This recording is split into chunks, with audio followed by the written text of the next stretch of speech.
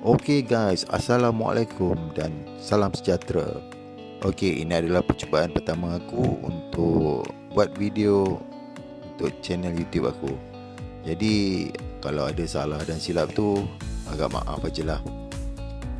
Ini tujuan aku sebenarnya adalah untuk test sebuah kamera yang aku baru beli, iaitu jenama KitBeast KA1.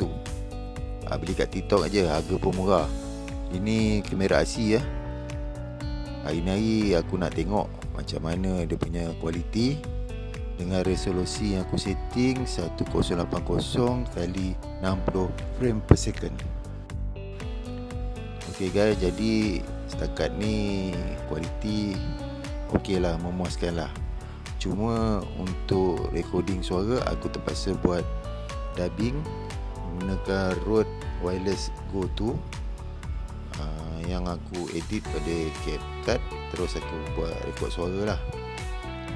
Direct semasa rakaman video ni tak dapat suara yang jelas kerana terlalu banyak gangguan, dan mutu mic dia pun tak berapa baik lah seperti jenama-jenama yang bagus-bagus di luar sana. Ok guys, jalanan aku pagi ni lebih kurang dalam pukul 7.50 aku keluar arah ke tempat kerja rumah aku. Cuaca pagi ni ok, cuaca baik, Alhamdulillah. Ok, berbalik kepada kamera yang aku beli ni. Lepas ni aku fikir kalau aku buat video yang konten yang macam ni, yang menggunakan motosikal, aku akan buat rakaman suara terus menggunakan handphone. Jadi suara rakam melalui handphone dan gambar melalui kamera ni.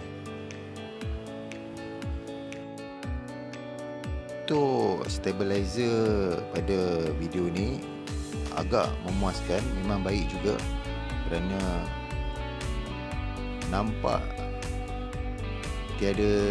hampir tiada gegaran, walaupun banyak lubang, banyak lekuk yang aku lalu. Gambar tetap steady tak ada nampak bergegar sangat. Ini aku puji. Aku onkan option EIS yang disediakan dalam kamera ni, settle. Lepas ni aku boleh buat try pula untuk berlari. Kalau berlari pun ok, rasanya macam berbaloi lah beli dengan harga yang ditawarkan bawah 300 saja. Ok guys, dah nak sampai dah ni, lebih kurang dalam berapa meter lagi. Jadi untuk kalau ada apa-apa pertanyaan tentang kamera ni nanti boleh komen kat bawah. Kalau boleh subscribe lah, aku pun baru pertama kali buat video. Lepas ni boleh teruskan lagi atau tidak, tapi kalau macam sambutan ok, semangat rasa nak buat lagi lepas ni.